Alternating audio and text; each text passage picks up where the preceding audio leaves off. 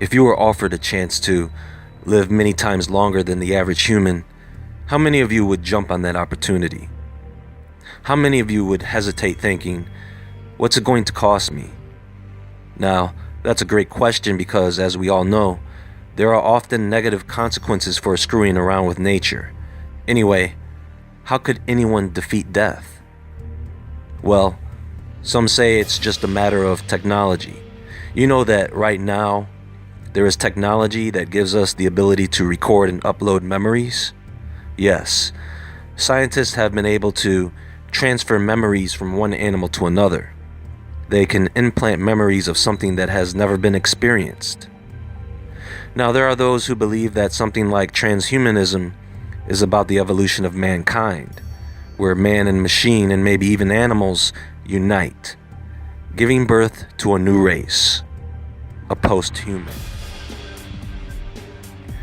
Many are against this ideology, and to many of them, it is about ascension. But what is this really all about? Oh, it's about more than just playing God. It's about immortality.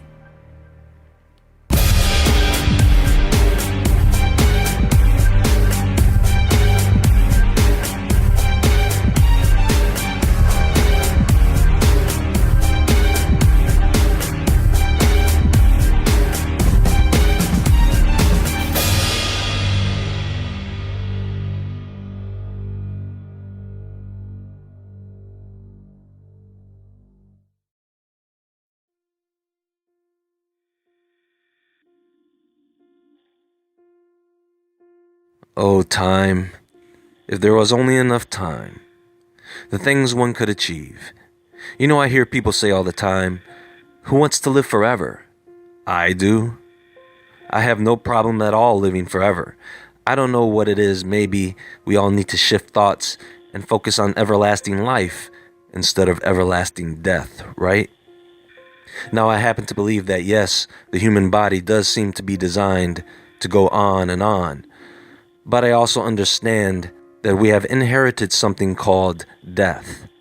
This is something that has been passed down to all of us.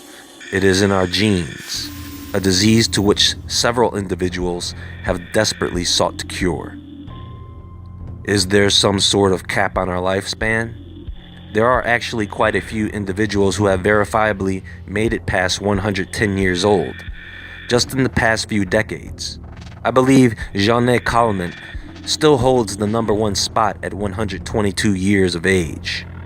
The majority of centurions are females in the United States and Japan, although there are unverified claims of a couple of men, one from Indonesia, who died at the supposed age of 146, and another man in Ethiopia, who some say may be as old as 160 years.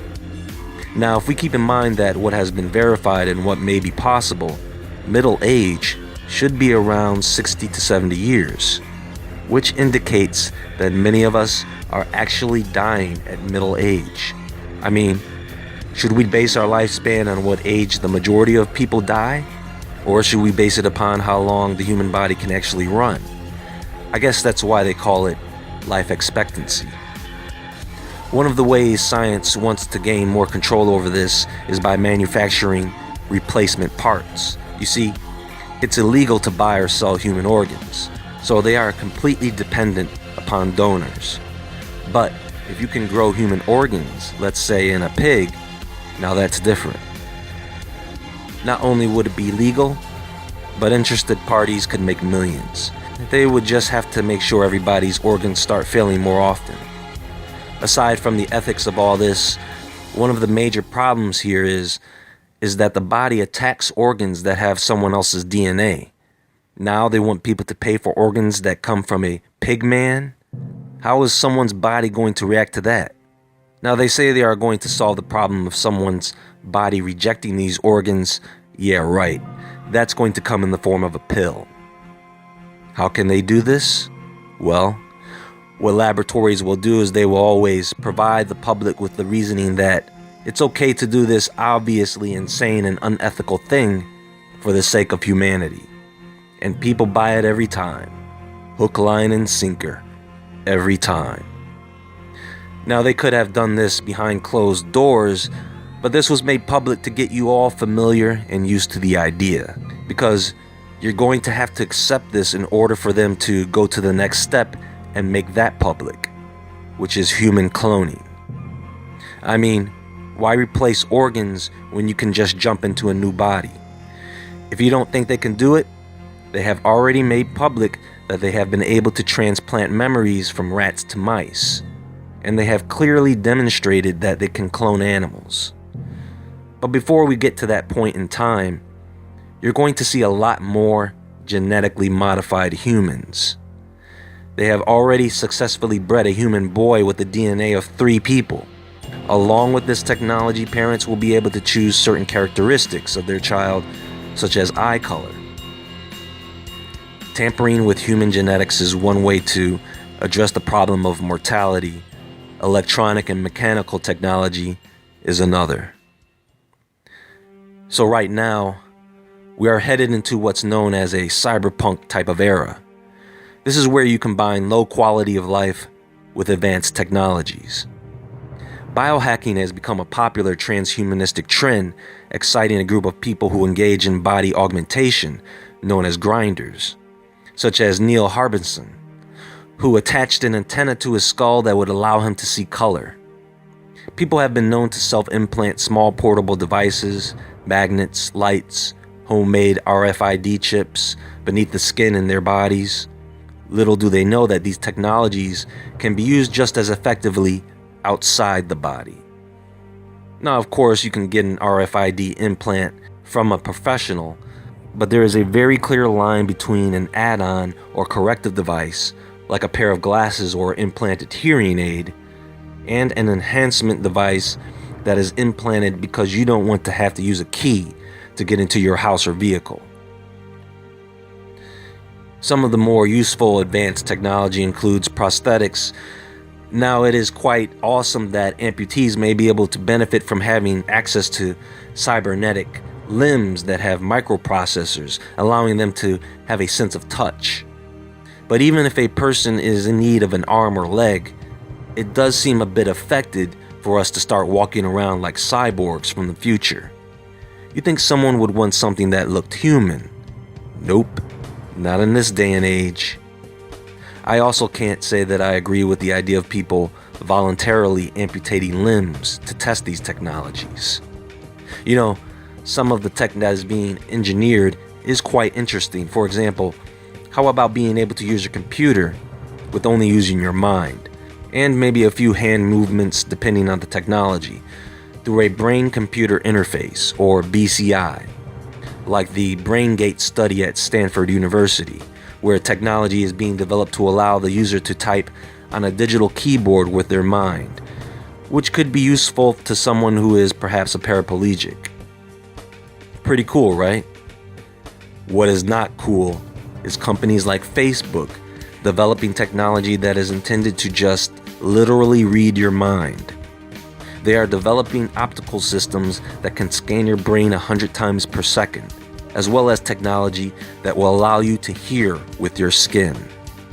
This technology is genius, but it is also scary. How about superhuman strength? I'm sure hard laborers would be interested to see what's in development. How about getting your hands on one of NASA's robo-gloves for super grip? Or strap on one of the broadly engineered exoskeleton suits? Or you could just wait till they are finished perfecting artificial muscles, like the ones being developed at MIT and Harvard, that could now be used to create soft robots with super strength. What do you all think about people being able to fly to the next closest city, not in an airplane, but as the airplane? How many of you know about the Jetman out of Dubai? This is not new technology, folks, and it is a clear demonstration that much of what is known to be science fiction are just ideas for the future.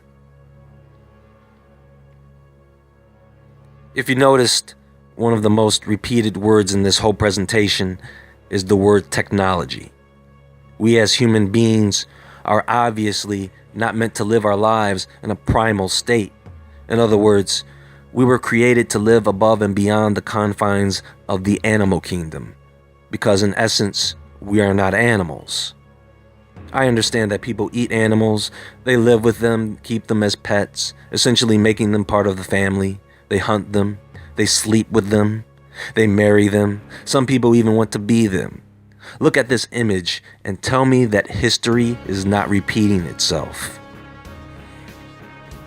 Now, thanks to augmented reality through media devices, people can live out their dream as a character from Zoobilee Zoo. Yeah, it's cute now until people start actually walking around like this in public, like it's normal. Do we really want people to have to start fighting for trans animal rights? Do we really want people to have to start fighting for genetically modified human rights? Do we really want people to have to fight for cyborg rights? I mean augmented human rights? Clone rights? I know all that sounds a bit absurd, but truth is stranger than fiction, and I guarantee that the reality of this will be far stranger than you could imagine. How many of you remember Cat Lady, the woman from Norway, who claimed she was a cat trapped in a human's body? Or what about Goat Man, the sexless alien? Throw in one of those men who lives as a dog, add on Dragon Man, and you've got yourself a pretty good superhero team. Or a very poor and strange one. At the end of the day, all this is cosmetic. And it's not the end of the world. I don't think it's a good idea, however, to voluntarily augment your body where there is no need. I don't really have an issue with cybernetic enhancements that you can wear and remove as a tool when needed. But I do draw the line when installing and implanting man-made technologies into my body. In all, I think the real problem with transhumanism comes in when we try to monkey around with our genetics. You know, one of the major differences between us and animals is that we can willingly and freely walk outside the confines of what makes us human. Animals cannot.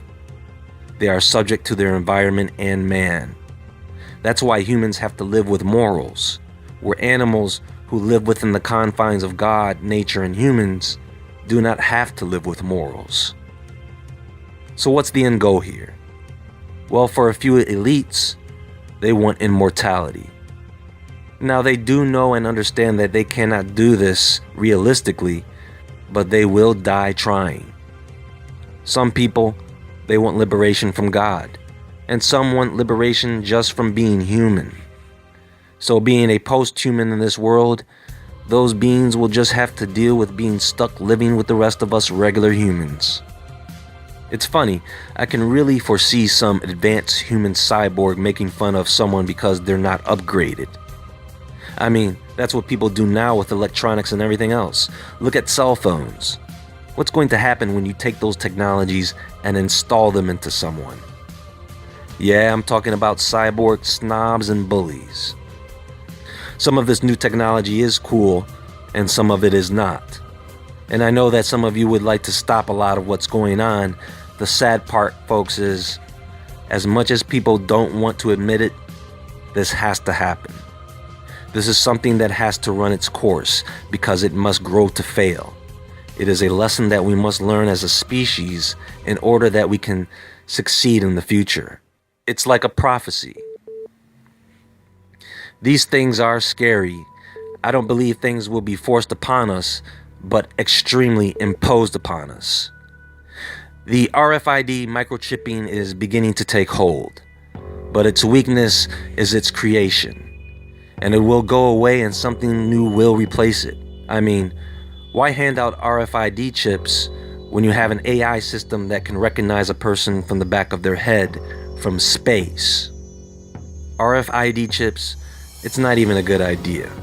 They have moved past that already. They are on to more efficient methods for carrying out such a diabolical plan. But they have no problem letting you believe it's going to go down in the form of these chips. And I caution everyone, be very careful of what they propagate. Because it's not the chip, it's the laws that will be created as a result of chipping. Watch. Transhumanism, the artificial evolution of mankind? Or is it? What about ascension? This is also a form of transhumanism. Although a natural form of it, it is still evolution of a species, folks. We shifted into the new age years ago. Where is this transformation happening? It sure as hell isn't happening mentally. People are nuttier than ever. I also understand that I am not going to turn into some crystal light being. We are already living quartz crystal. Our bodies already do what they are supposed to do. The human body doesn't need an upgrade. It was designed correctly the first time. The only thing man can do is screw it up. I think some of us need to stop looking at the stars as if the heavens is the place we were meant to be, and be grateful that we were given these perfectly designed bodies to live out our lives in such a beautiful place we were designed to live in.